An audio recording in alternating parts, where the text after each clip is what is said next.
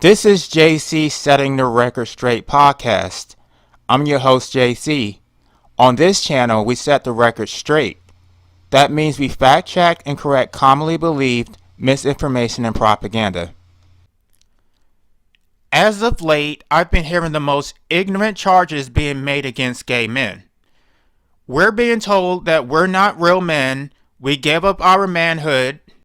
All of these limitations are being put on us based solely on our sexuality. I was listening to the Crimson Cure and she made all kinds of ignorant statements about gay men, saying that we have nothing in common with straight men. We're competing for protection from straight men. And then she lumped us all in as being effeminate. Listen, gays are higher on a social hierarchy than Muslims. It just is what it is. Muslims are seen as bottom shelf. Many Americans think that they're terrorists and that they worship Satan. When I hear people talk shit about Muslim, I actually defend them. Yet Crimson Cure thinks she's in a position to judge gay people and she's not. But the Crimson Cure is not the only one who is doing this. This brand of ignorance and hate is ubiquitous in a black community.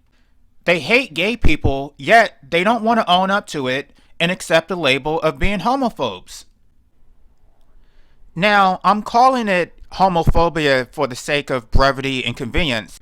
However, it would be more accurate to call it effemophobia. This is really about misogyny and a fear of femininity. It's not really about homosexuality. And we know this because men who are perceived as masculine get a free pass even if they are having sex with men. However, men who are perceived as effeminate get disrespected even if we're not having sex with men. Even when I was a virgin, I received the same treatment as any other effeminate gay man based solely on the tone of my voice. I was going to church trying to pray the gay away, but I was still disrespected. There is no point in even trying. The whole thing is shallow and superficial. It's all based on perception. There is no logic or substance to their hate and ignorance. They will claim that they don't hate gay people and that they're entitled to their opinions, yet when a white person hates black people, those white people are not entitled to their opinions. They're just going to be canceled. They're going to be stripped of their livelihoods and publicly shunned. Heterosexuals have the audacity to breed us into hell without our consent, abuse us, and then blame us for their dysfunction. You created us, we didn't create you. At least I'm not passing my dysfunction onto children like you did. My dysfunction is going to die with me. At any rate, they are defining men based on their relationship to women. Not only is this misandrous, but it's also illogical. Men are not defined by women. Women are defined by men, at least socially and historically. A man is an entity unto himself. Conversely, many women don't even see themselves as women unless they become a man's wife or unless they are able to have a man's child. If we were to take the story of Adam and Eve literally, Adam was created before Eve. So are we to say that Adam was not a man until he met Eve or until he laid with her? What the fuck was Adam before Eve? Was he not a man? The Bible says he was a man before Eve. So Adam was not defined by Eve. Adam was a man independent of a woman. Jesus also never laid with a woman. So what the fuck was he? Was Jesus not a man? Not only was Jesus a man, but he was a Sigma male. Sigma males are not defined by women nor anyone else. We don't need validation from society. Now, that may be hard for most people to understand because most people do need validation, but I don't. I am self-actualized. I represent the proper integration of a complete human being. I don't need a human being to complete me, and that applies both to men and women. I am an entity unto myself. I have both masculine and feminine traits. Contrary to the statements made by the Crimson Cure, my femininity is not counterfeit. Our disposition is mostly determined by hormones. Men have both estrogen and testosterone. That means men have the capacity to be both masculine and feminine. That's basic biology. I am balanced, which is what a complete human being is supposed to be. I am not defined by my sexuality, despite people's desire to put me into a box. Sex is a very small part of my existence. First of all, I'm not in a relationship, nor do I have any desire to be in one. Men have nothing to offer me except sex. The fact that I have sex with men doesn't mean that I actually like them. I don't get to know them, and I keep the conversation to a minimum. The reason that I do this is because I find ignorance to be a huge turnoff. Once they say stupid shit, I no longer find them attractive. In order for me to have sex with men, I have to keep things at a surface level and block out their personalities. I have no involvement with the gay community. I have no gay friends. I don't even have anything in common with most gay people. I am a serious-minded person. I have no desire to sit around talking about fashion and pop culture, hair and makeup, or whatever bullshit gay people talk about. It doesn't appeal to me.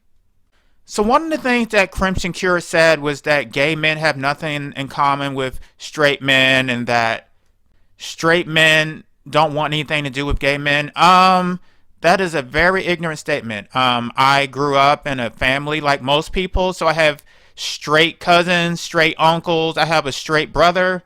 I grew up around straight people. I went to school with straight people. Now, I may not have anything in common with an ignorant man, a man who just wants to sit around talking about his desire to have sex with women, sports, cars, and other dumb bullshit. Of course, I don't have anything in common with men like that. But an intellectual man, sure, I have plenty in common with him. I have plenty in common with heterosexual white men, even though white men are not my sexual preference.